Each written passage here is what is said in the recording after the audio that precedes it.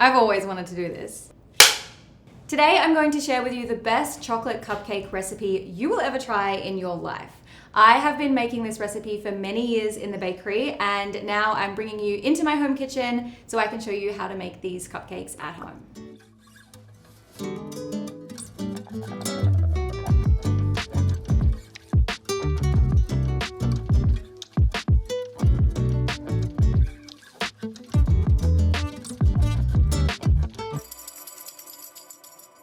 These cupcakes are super moist, they're light and fluffy when you bite into them, but the secret to a good chocolate cupcake is that they're not overly rich in the cake. So the cake itself, you want to have a nice balance because the glossy buttercream that we're going to put on top is so delicious, it's super rich and silky, and it melts in your mouth. By the way, this recipe is in my cookbook, Bake with BROOKI, which is really hard to get, people tell me, around the world. If you can't get a hold of the book, you can watch the YouTube show and then bake along at home. And then also, if you do have the book, you can watch along and learn some of my tips and tricks that you wouldn't get otherwise, because there's only so much you can write in a book. All right, let's get down to it.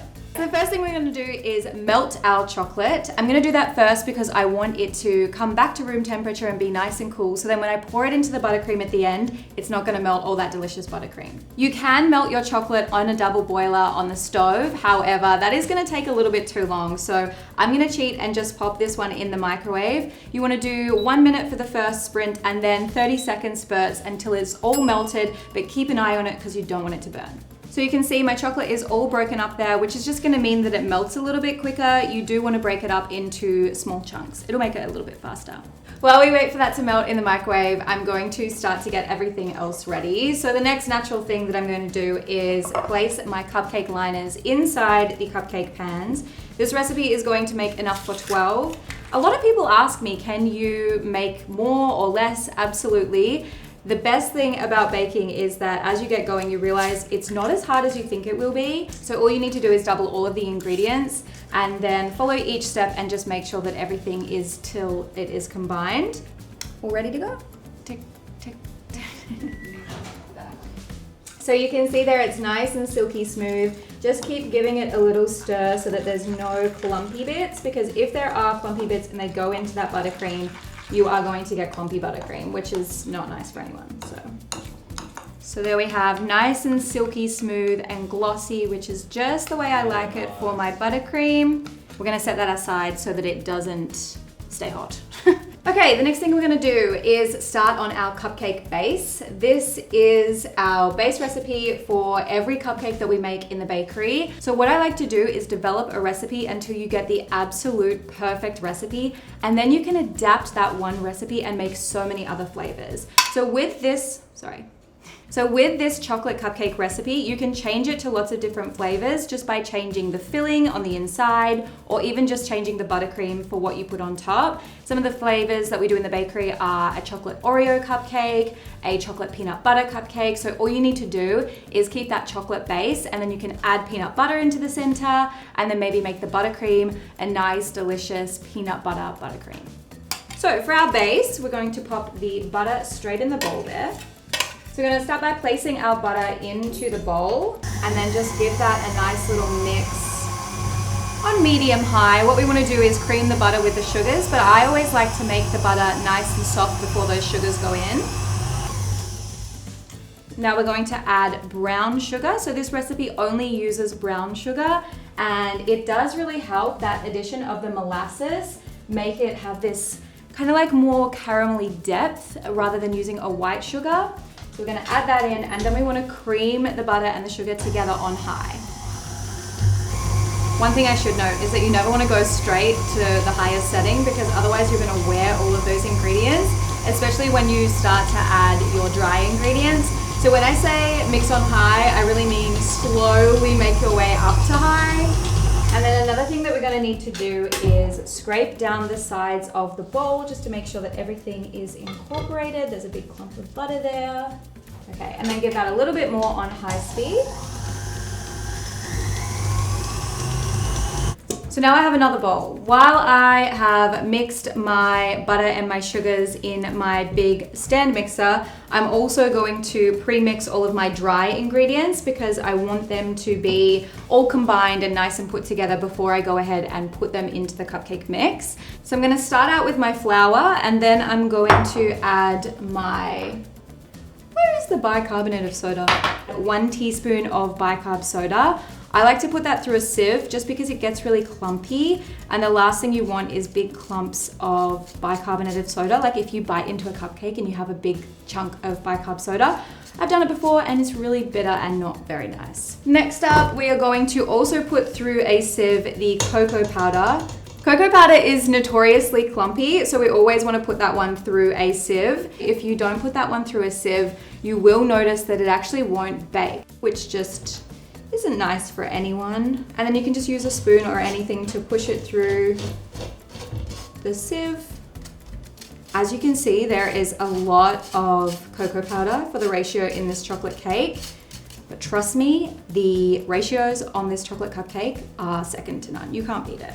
Okay, now we have all of our dry ingredients nicely sifted together. I'm just gonna grab a spoon and give them a little mix so that they are all incorporated. And it's time for the eggs. So we're using 2 eggs for this recipe. I don't pre-crack my eggs, but for the purposes of this cooking show, I feel like I would be doing myself a disservice if I didn't, because it would be really embarrassing if I got any shells in the cupcake base. But basically, I just give a little knock on my eggs, 1 egg onto another egg to avoid shellage. I would say 9 times out of 10, there's no shell. But it would just happen to me that the one time I would do it today, there would be shell in my cupcakes. Perfect. So we've got 2 eggs. Really important that you check the size of your eggs. I always use large eggs in my recipe. Large eggs in Australia are about 52 grams. I was gonna add them one at a time, but they got away on me. So we've got the eggs in there, and we only want to beat this nice and low and slow. It's really important not to overmix your cake mixture as soon as the eggs have gone in. Now what we're going to do is we're going to alternate between the dry ingredients and the wet ingredients.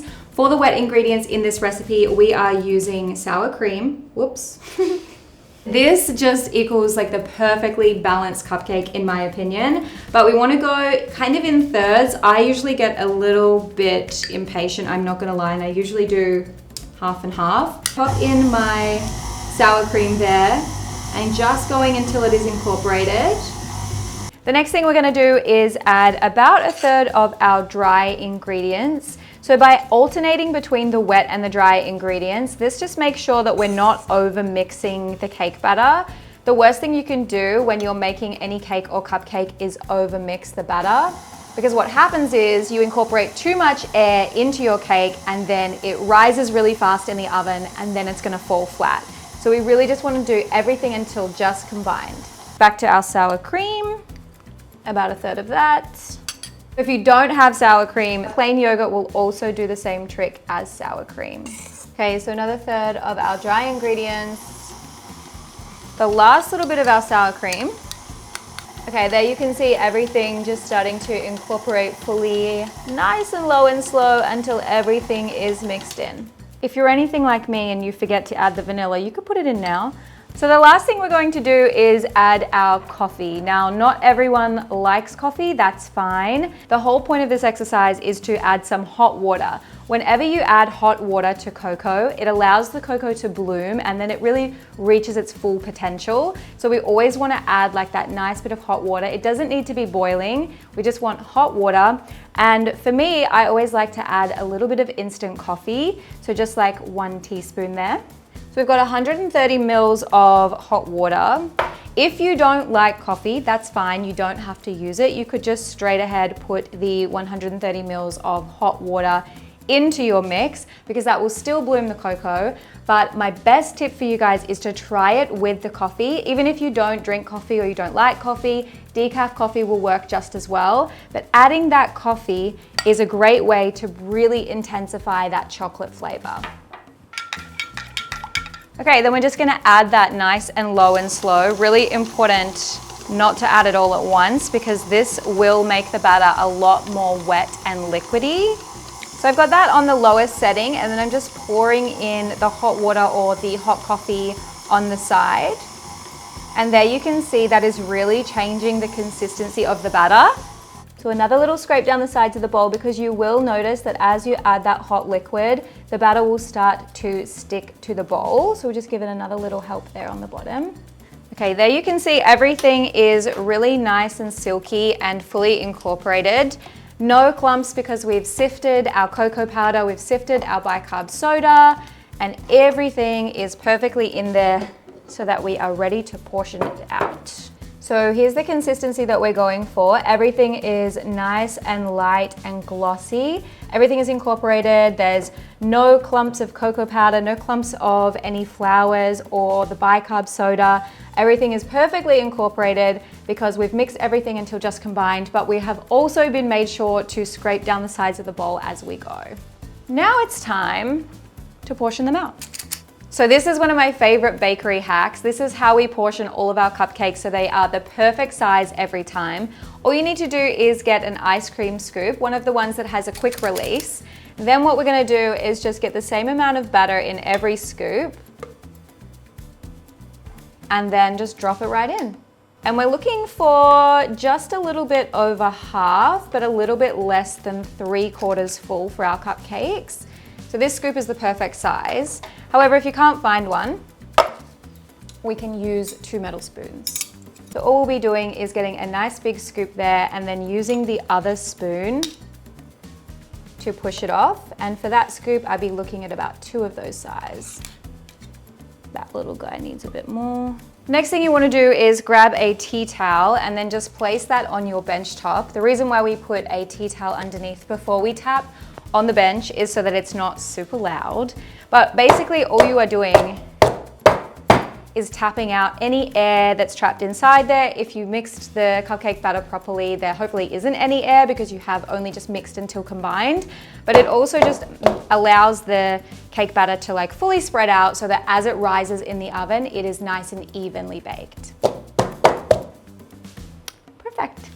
So now these are ready to go in the oven at 180 degrees Celsius.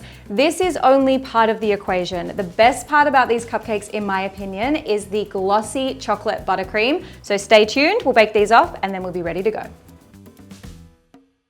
All right, so now that the cupcakes are baking in the oven, I'm going to get started on my chocolate buttercream. This is silky smooth and the best buttercream ever. The first thing we're going to do is sift the icing sugar because we don't want it to be clumpy.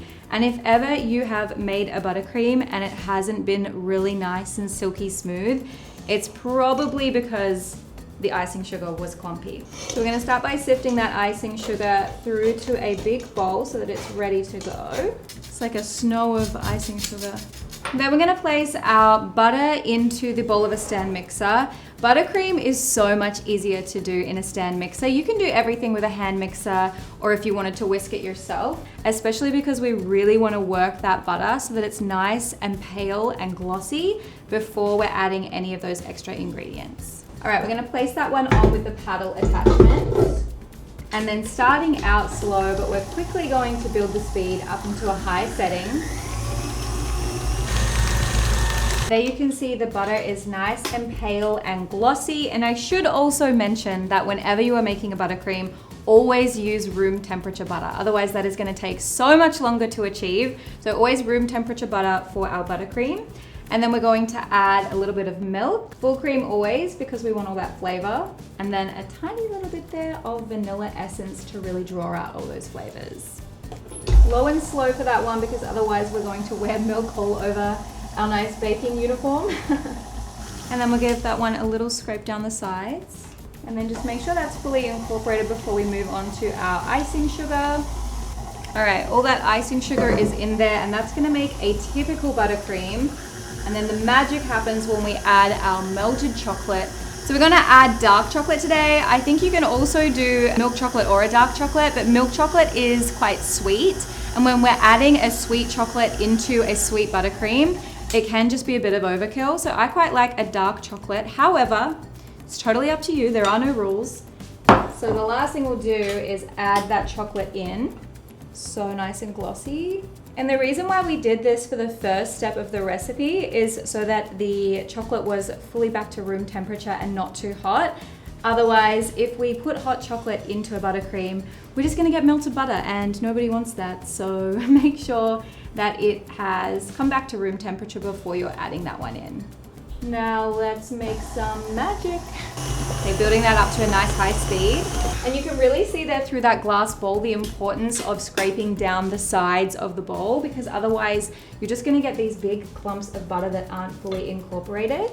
Make sure you're getting down to the bottom, all the way down the walls of the bowl, and then also making sure that all of that icing sugar is incorporated. Okay, that is the perfect consistency for a nice glossy buttercream. There you can see how perfect it is, but it's really glossy, but it also holds its shape. And then we're gonna pipe that onto the cupcakes once they are finished baking and cooled. Oh, it looks so good. So now we wait.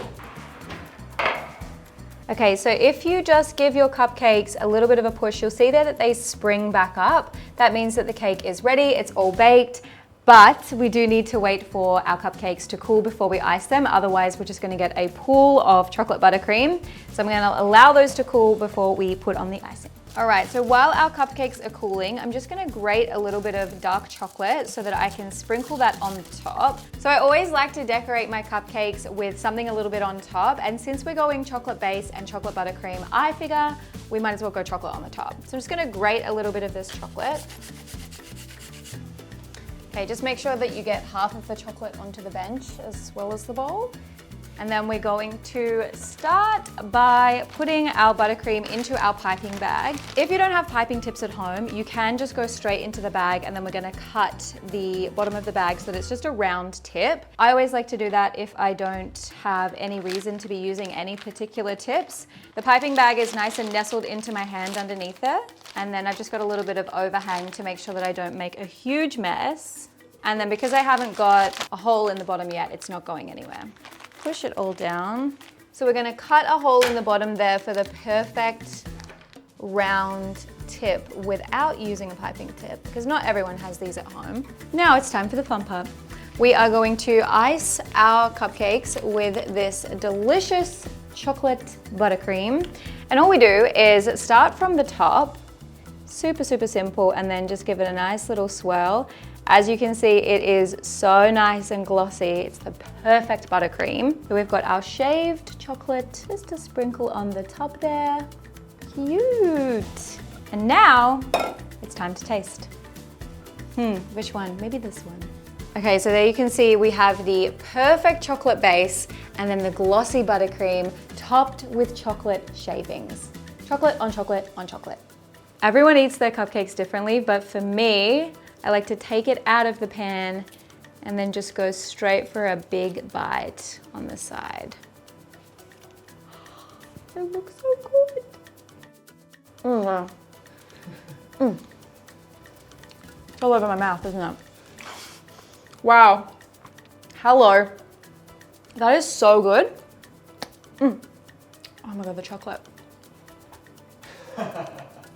Thumbnail.